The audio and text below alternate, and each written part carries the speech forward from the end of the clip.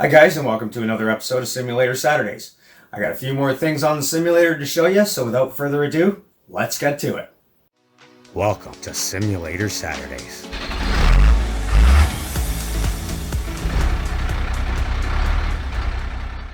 Alright guys, got some stuff in from AliExpress today, but before I get to what I got, I figured I'd show you the packaging. Because, yeah, when I got it, the package was absolutely just munched.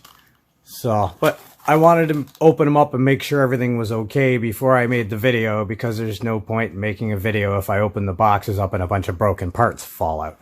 But we're good to go, so let's move along. Well, the one thing I've been waiting for is this. I have to figure out how to wire it up, but it's your left-right mirror switch with a multi-directional POV, I guess. So I'm going to figure out how to pin that all out, because I have another USB control board coming, so I'm going to need to figure this out. So I got that.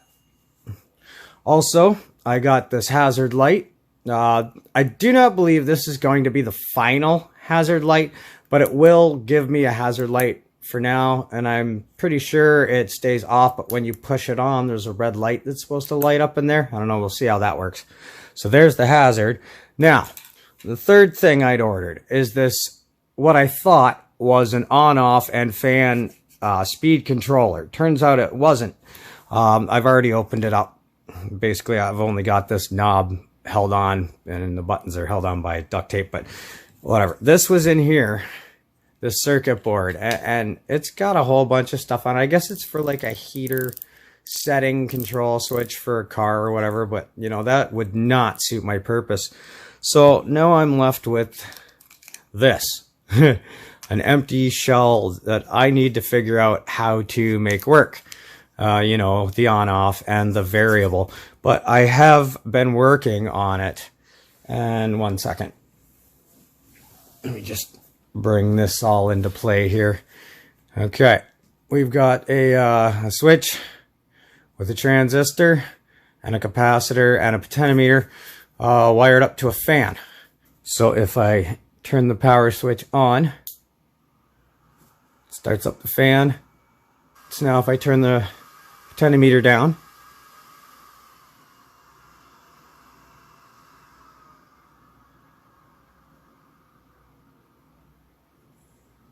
it will control it all the way down to like very, very slow, and then I can bring it all the way back up.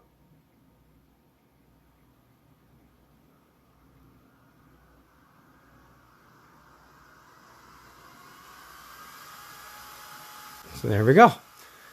Now I gotta figure out how to get this switch and this potentiometer into this thing here. And then I can put it on the dash of the truck sim, and I'll actually have fan control for when I get my vents in and stuff. Because I do want to port them out and have them working. So that's what this whole idea is for. Many tic-tacs later. So this is what I came up with. This is an old blower from a computer tower. Hooked up a piece of toilet paper to it so you could see the wind blow. And this is the control unit. I painted the minimum spot on it. And I couldn't get the on-off buttons to work, so I just put a switch in. And then, like I said, I used a transistor and a capacitor in the back. And that's how I've got it all rigged up in the back. So, you know, that works. Okay, so turn it on.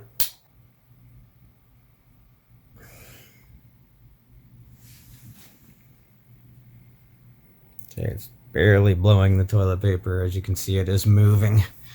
Now, turn it up more.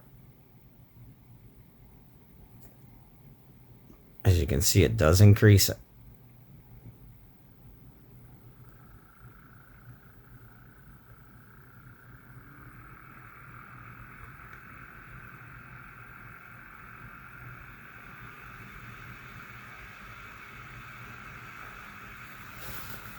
There we go.